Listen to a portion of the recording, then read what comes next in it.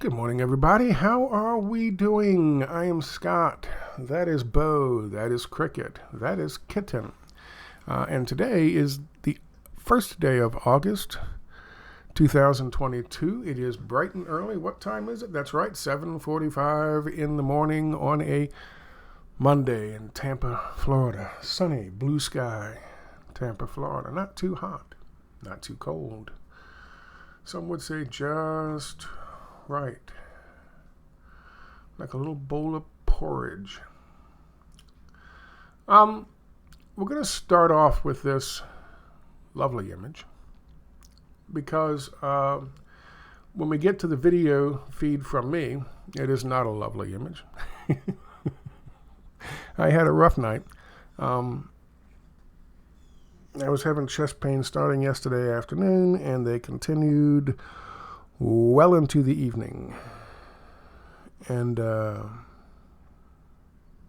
found myself about 3:30 in the morning really debating whether I should pick up that phone and make a call to the hospital.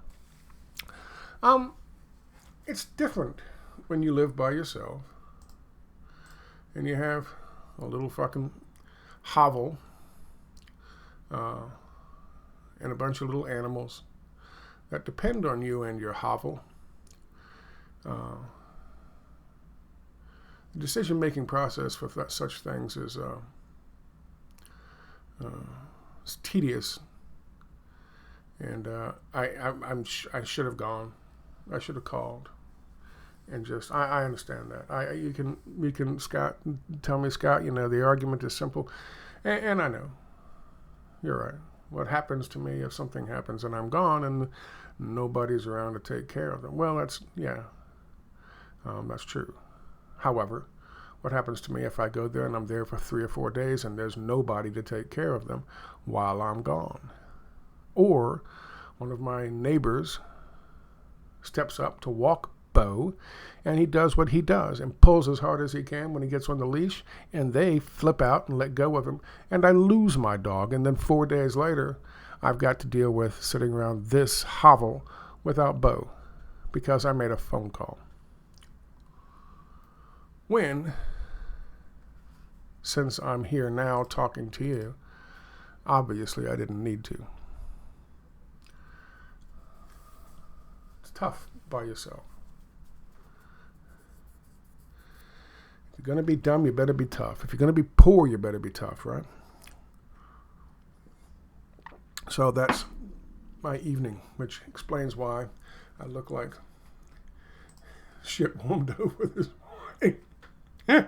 I got a special message for Gonzalo Lira up on the board on the old Coach Mauve pill fucking board there for you.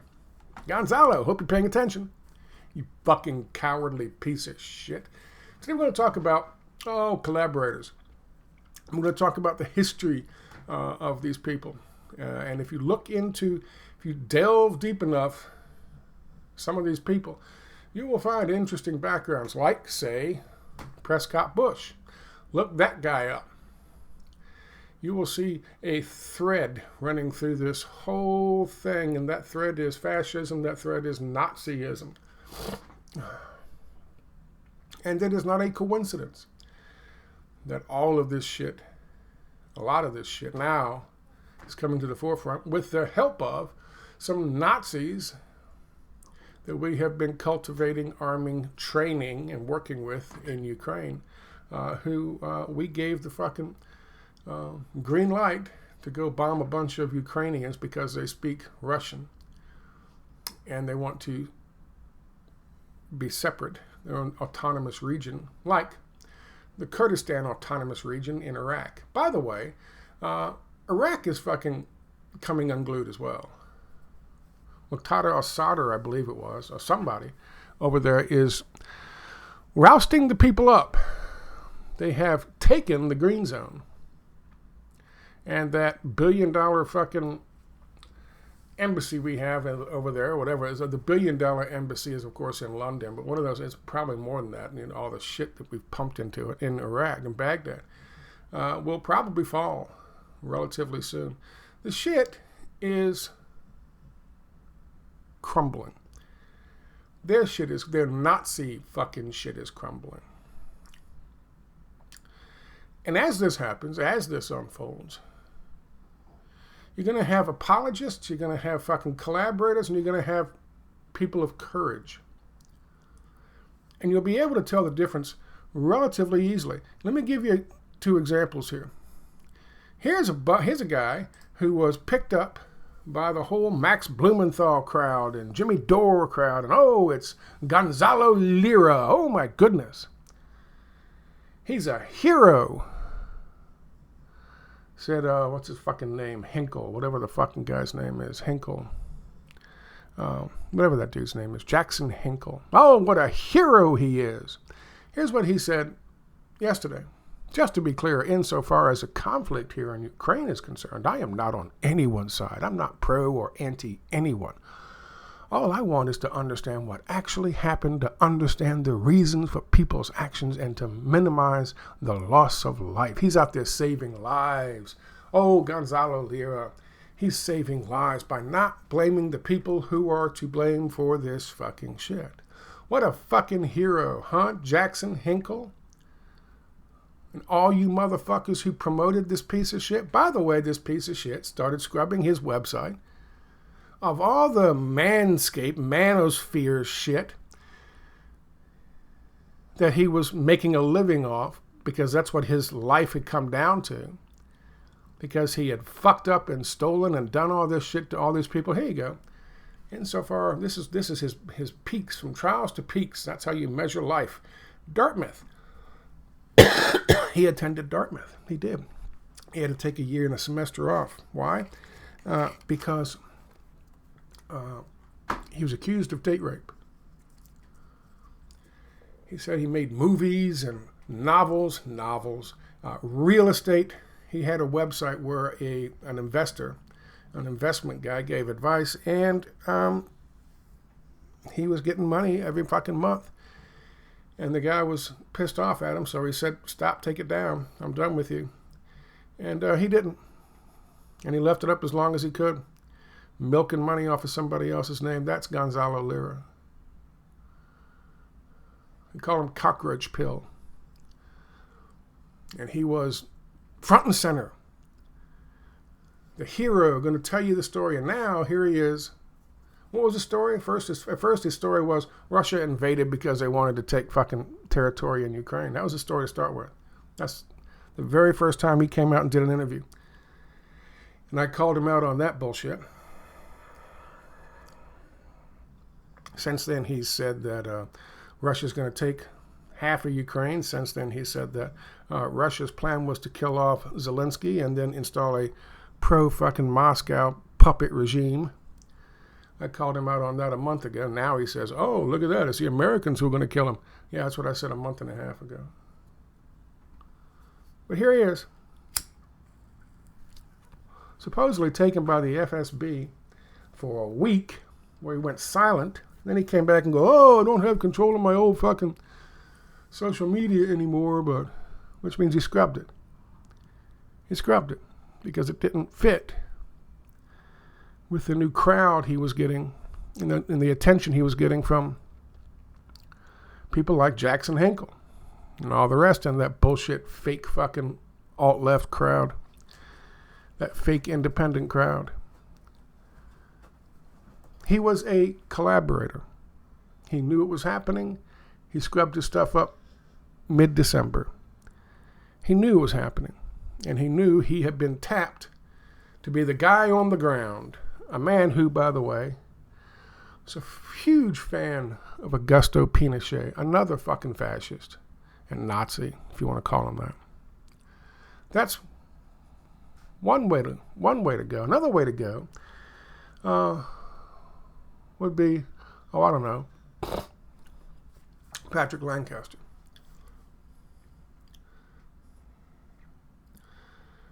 Patrick Lancaster, though he did overreact sometimes and overact to try to boost fucking views on his videos, he did put himself on the ground. You could hear fucking things flying over his head.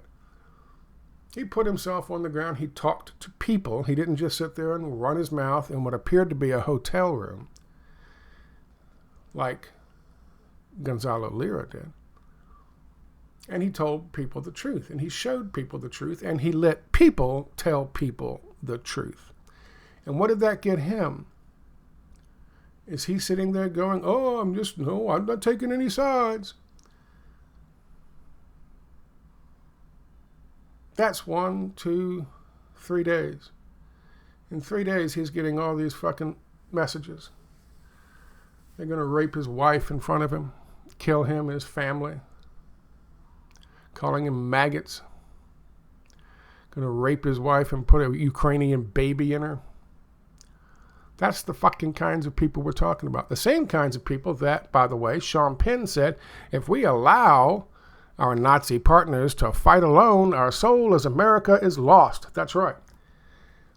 Now I guess his statement is, if we allow our Nazi partners to rape alone, our soul as America is lost. That's Sean Penn for you. That's why over my shoulder you have my little special message to Gonzalo Lira. That is what a collaborator looks like. Gonzalo Lira, Sean Penn, these are collaborators. I'll show you another one in a second from, I think, the Ottawa Citizen or some shit. These are what collaborators look like. Current, real-time collaborators. You haven't got to, can't wait. Can't be Captain Hindsight. We can't wait 9 months, 10 months, 2 years, 4 years, like Captain Hindsight Blumenthal did with Syria, and Libya, and all the others. And fucking, for that matter, fucking Bernie Sanders. You can't exist as Captain Hindsight. Allowing this shit to move on and pretending like it doesn't exist. It does exist. And I know it exists and is as clear to you in the light of day as my horrid appearance this morning. I don't look good. I don't look healthy. Like I said, it was a tough night. 3:30, I guess, 4 maybe, and then I woke up an hour or so later. I feel better. There's no chest pain now. I feel better. I wouldn't be having a cigarette if and a cup of coffee. I shouldn't be drinking the fucking coffee. Let's get down to this. Let's talk about collaborators. Let's talk about people like Klaus Schwab's father. Now, a lot is made about Klaus Schwab's father. Eugene Schwab did, in fact, he was the manager of Eicher Weiss, which is a Swiss company in fucking, was it Ukraine? I'm not exactly sure where it was. Ravensburg branch of Eicher Weiss. And turns out that he was, there are reports that list him as being a member of the National Socialist Party. We'll talk about that in a second. Now, there's some disinformation out there about a picture of him. That's not that's not Eugene fucking Schwab. The one on the left is Klaus Schwab, but that is not his father. His father was not an advisor to the upper ranks of the Nazi Party, but he was a collaborator. Quote, like Klaus and his concept of stakeholder capitalism, Eugene sought to shape the nature of culture and social interaction and use the state to merge them with for-profit business. That's fascism, folks. Now, recall the kinds of cultural and social development with which Eugene had been willing to collaborate during the Nazi era for just a short time before. Eugene Schwab inserted himself as a beneficiary of the Nazi war machine. Not because he was a Nazi or that he loved war, but because the Nazi war machine was the biggest, most powerful machine available in which to insert himself. Have a listen to this. I want to read this section here for you. Now, this is from, of course, the Liberty Daily, and this is from I don't know what the fuck that is. They're talking about the 1930s and the lead up to the German annexation of Poland in Ravensburg Eicher-Weiss factory, which was being managed by Eugene Schwab. Not only was the factory a major employer in the town, but Hitler's own Nazi party awarded the Eicher-Weiss Ravensburg branch the title of National Socialist Model Company, while Schwab was at the helm. The Nazis were potentially wooing the Swiss company for cooperation in the upcoming war, and their advances were eventually reciprocated. Ravensburg was an anomaly in wartime Germany, as it was never targeted by any Allied airstrikes. Neither was the Ford factory attached to Auschwitz. Very few people know anything about that, but we didn't bomb the Ford manufacturing company that made motors for the German military Jeeps that carried fucking German soldiers to go shoot American soldiers. Ford. But that Cobra, Ford. The presence of the Red Cross and a rumored agreement with various companies, including Eicher-Weiss, saw the Allied forces publicly agree not to target the German town. I wonder why that is. Oh, that's right, because we're fascist. It was not classified as a significant military target throughout the war, and for that reason, the town still maintains many of its original features. However, much darker things were afoot in Ravensburg once the war began. We'll talk about that. Eugene Schwab continued to manage the National Socialist Model Company for Eicher-Weiss, and the Swiss company would aid the Nazi Wehrmacht produce significant significant weapons of war, as well as more basic armaments. Okay, that's bad writing, but there you go. So they helped produce weapons of war.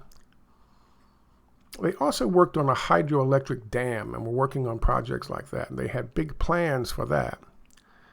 And as this said, if completed, it would have changed the outcome of World War II. We'll talk about that in 1 second.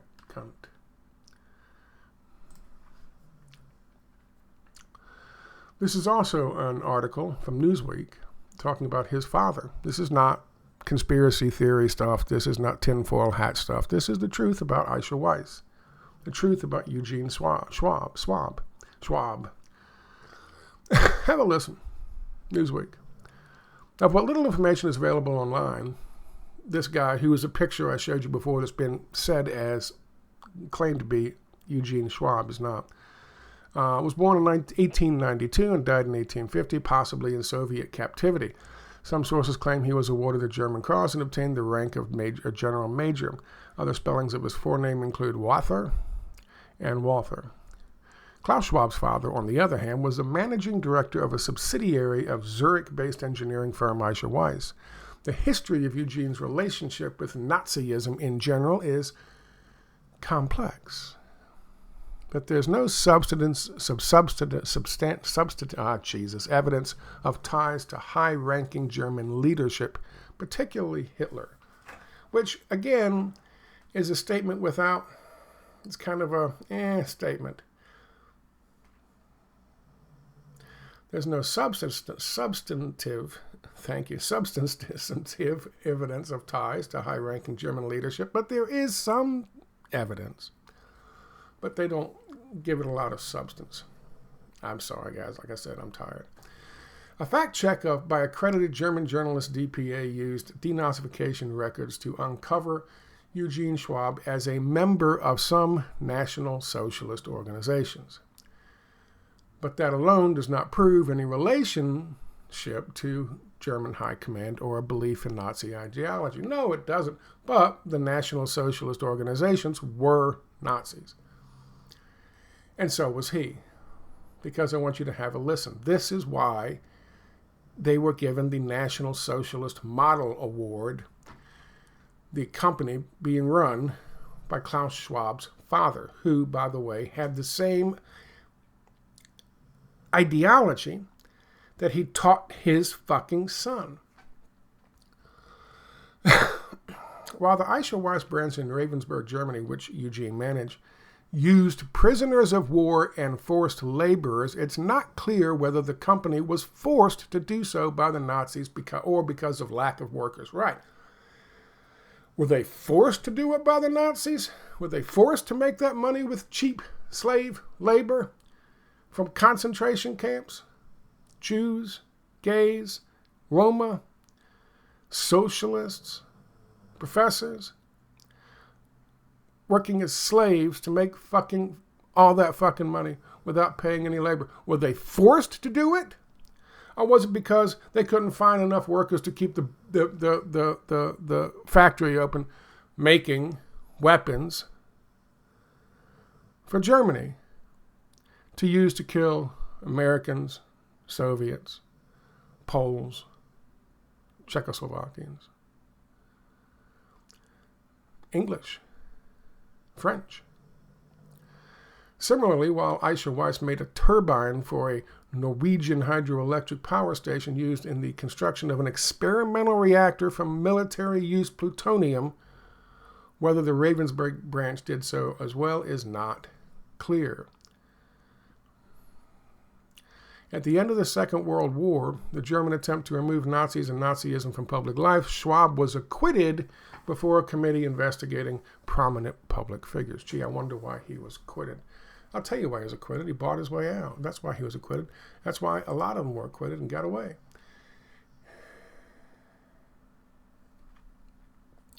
There's no question. People say, oh, that picture's a lie, and oh, therefore it's bullshit. There's no question. These are not fucking sources from some tinfoil hat nutter conspiracy theory website. These are fucking Newsweek and reliable sources. Klaus Schwab's father was a fucking Nazi, and he believed in Nazi ideology. He believed in the same stakeholder capitalism that Klaus Schwab is trying, and the 2,000 fucking businesses that make up the World Economic Forum, and folks like the Bushes and fucking Clinton and Clintons and fucking Obamas and fucking Dick Cheney and all of them, and Pelosi and all of them, the same fucking economic ideology they all promote.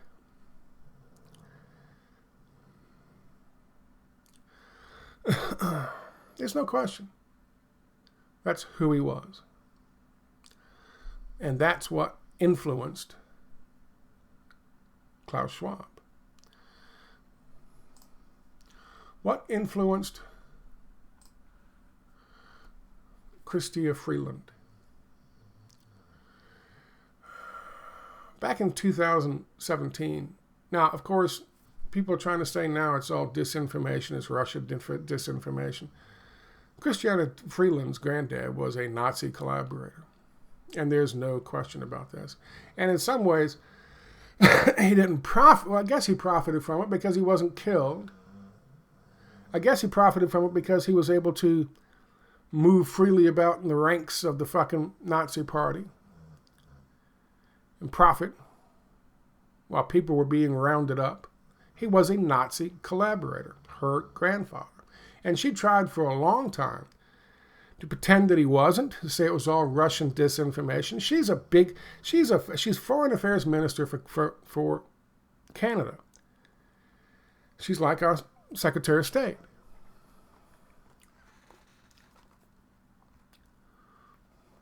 And she's her constant fucking support of all things Ukraine had her photographed, I believe, carrying a fucking Nazi slogan on a goddamn banner at a Ukraine protest.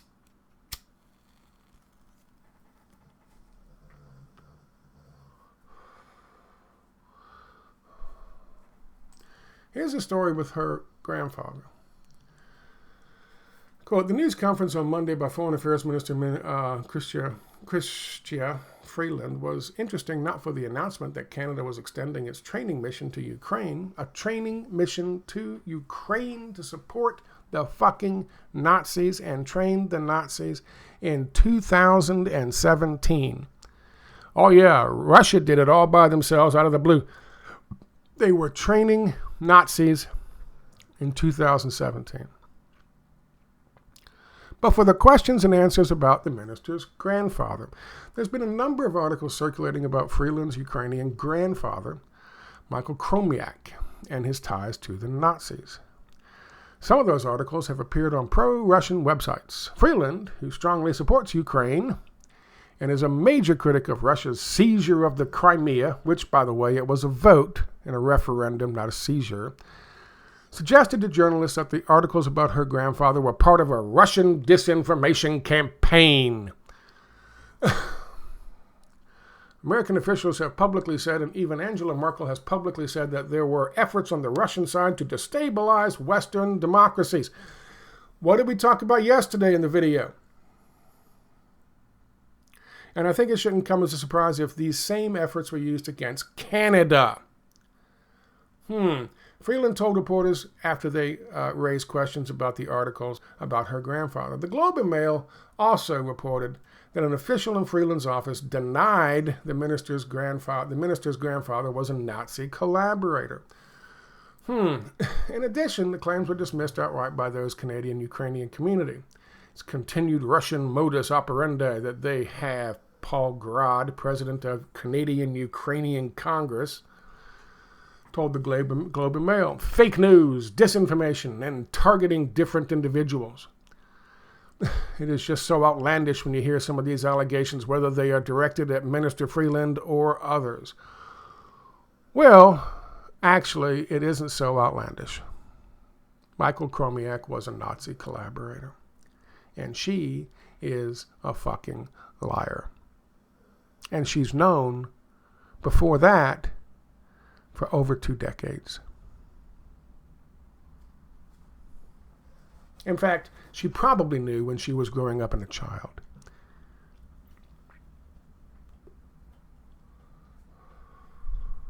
But we know we have evidence that she's known for over 2 decades. What are the sources for the information that Freeland's grandfather worked for the Nazis? Well, for starters, the Ukraine archival records held by the Province of Alberta. It has a whole file on Chromiak, including his own details about his days editing the newspaper Kragiewski Vizity. I'm sorry. Chromiak noted that he edited the paper first in Krakow, Poland, and then in Vienna. The reason he edited the papers in Vienna was because he had to flee with his Nazi colleagues as the Russians advanced into Poland. The Russians tended to execute collaborators as well as the SS members. And here is a fucking archive entry, right here.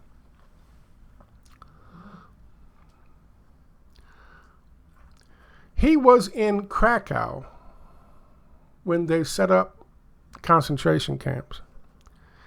And there was a Jewish publication that was raided, and the Nazis dragged the Jewish owner and the staff off, and in came her fucking grandfather, and they set up the newspaper to produce pro-Nazi propaganda. Pro-Nazi propaganda. Pro-Nazi propaganda, Mr. Lira.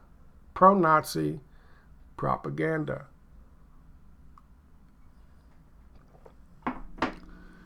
You see where I'm going with this thus far? Krakow, by the way, boys and girls, if you don't know, is also known as Plazkow, Plazow. It was, Plazow is a little suburb of the larger city known as Krakow. And Krakow was this is what the concentration camp looked like, the death camp looked like, the work camp looked like. What is this? How do I get out of this? How do I get out of this? Okay, how do I get out of this? I go back. Okay, sorry. I told you I'm not doing so well. A lot of Polish Jews worked, slaved away, perished in Krakow. And he, Christiana Freeland's grandfather, while this was happening, was publishing a paper that was telling citizens who hadn't been rounded up yet that it wasn't going on, it was all Soviet disinformation.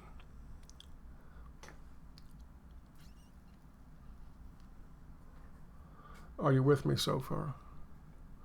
That's one source. That's the Ottawa Citizen source. What was the other one from the Ottawa Citizen I wanted to show you?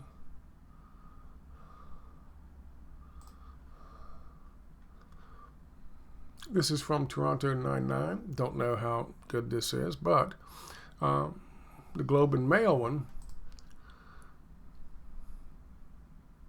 obviously that's also 2017.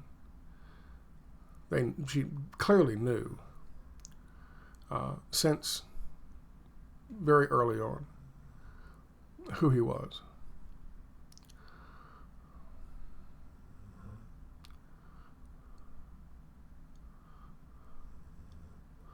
Let me see if I can find this section. I didn't highlight anything.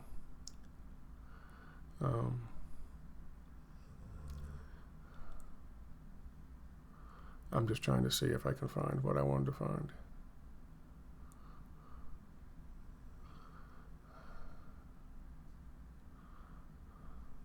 Oh, he also ran a bunch of anti-Semitic articles talking about how dirty the Jews were and how they carried diseases, so they had to be whisked away to concentration camps and worked until they died as slaves. Anyway, this is the Globe and Mail article from 2017. Foreign Affairs Minister Christiana Freeland knew for more than 2 decades that her maternal Ukrainian grandfather was the chief editor of a Nazi newspaper in occupied Poland that vilified Jews during the Second World War. Ms. Freeland's family history has become a target of Russian forces seeking to discredit one of Canada's highly placed defenders of Ukraine. Ms. Freeland, Ukraine and Ukraine's Nazis. Ms. Freeland, who has paid tribute to her maternal grandparents in articles and books, helped edit a scholarly article in the Journal of Ukrainian Studies in 1996 that revealed her grandfather, Michael Chromiak, was a Nazi propagandist for Krakowski Visti, otherwise known as Krakow News. Krakow News.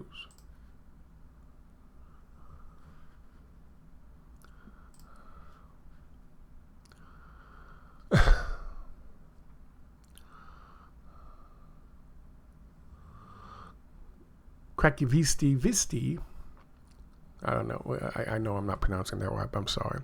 Was set up in 1940 by German army and supervised by German intelligence officer Emil Gassert. Its printing presses and offices were confiscated by the Germans from a Jewish publisher who was later murdered in Belzec concentration camp.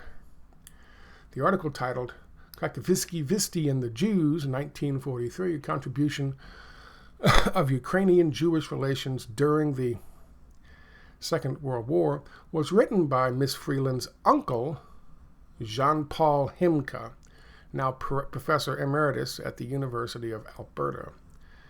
In the foreword to the article, Professor Himka credits Miss Freeland for pointing out problems and clarifications. Miss Freeland has never acknowledged that her grandfather was a Nazi collaborator and suggested on Monday that the allegations are part of a Russian disinformation campaign. That article right there. March 8th, 2017 and March 7th, 2017.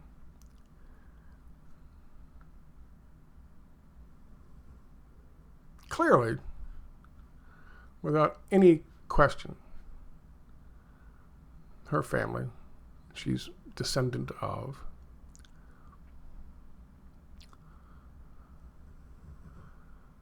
Nazis and Nazi collaborators. This comes from when? May 27th, 2022. Oh my goodness, we got to put this up there. She has close ties to the Nazis. The Deputy Prime Minister of Canada, she's Deputy Prime Minister now.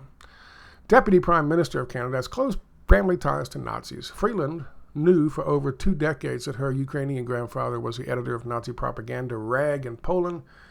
The paper was extremely anti-Semitic, and it vilified Jewish people. When the allegations first came to light, Freeland lied to Canadians, stating it was Russian disinformation. However, the claims proved to be accurate and have been corroborated by multiple outlets, including the Globe and Mail. Michael Chromiak, Freeland's father, wrote for the outlet Krakowski Wieści, otherwise known as Krakow News. The operation was using printing presses and offices stolen from a Jewish publisher. The Jewish publisher was later murdered in Belzec concentration camp. Ms. Freeland has been an outspoken critic of the Russian annexation of Crimea and the recent war in Ukraine.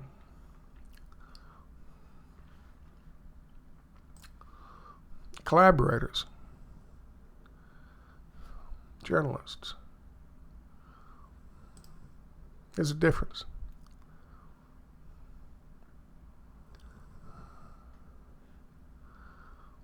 Don't know how Patrick Lancaster is doing. I haven't seen him for a while. I hope he's doing well. Don't know how Gonzalo Lira is doing. I hope he's doing well too. But I certainly hope people see him for what he is now. He is a collaborator. He has been from the beginning. He was set up to be a collaborator, to be somebody who would lead people through the fucking weeds in the alt media community back to the official narrative. Yesterday's video, I talked about all the Russian disinformation, and they're pushing out there now, trying to arresting people for simply talking about what they call Russian disinformation.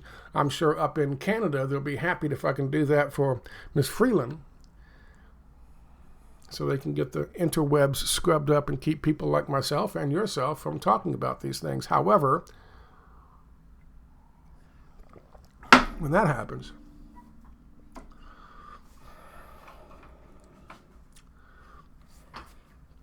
you're left with really only one solution and way out. And I don't see the Soviet Union chasing the collaborators and the Nazis out of D.C. or Ontario anytime soon. So we're left to our own devices. And being left to our own devices, we have to make the best choices we can. And the best choice I can make is to continue doing this to the best of my ability. I thank you guys for your time. And I just want to say, everybody is good. That is probably one of the best pictures I've ever taken of Bo, who is now wagging his tail under the chair, under the desk, and making a bunch of noise. Come here. Come here. And he leaves to make an entrance. He's made an entrance. I'm okay. I'm all right. We all knew I'm sick. We all knew I've got issues. So, from time to time, I'll have this. The last time this happened, I did end up calling, and having to hand off my keys out the ambulance door to somebody, my neighbors. And that was in late 2021. But I refused to be admitted and came back because of these guys. That's what's important to you, I guess. Anyway, I'm still here. I'm fine. I survived. I'm no worse for wear, except for the fact that I look like shit today. Aside from that, I'm no worse for the wear. And everybody here is happy. So I thank you guys very much for your time. I really do. And I thank you all for your support all of these years. I was looking through my Patreon thing today, because they don't tell you what's monthly, and so who the fuck knows? Now, they changed shit. But some of you guys have been supporting me for quite some time, and I really, really do appreciate it. I thank you very, very much. It's been very helpful Very helpful. What little I have now is due to you guys. And so I never forget that. I'm eternally grateful. And Bo says I gotta take him for a walk. I think. Hang on a second. Let's see if he can be seen. Ah! Come here. What are you doing? Yeah. I gotta go, boy. Thanks a lot. I'll talk to you all later. Bye-bye. What are you doing? Ow, no. What? No. What?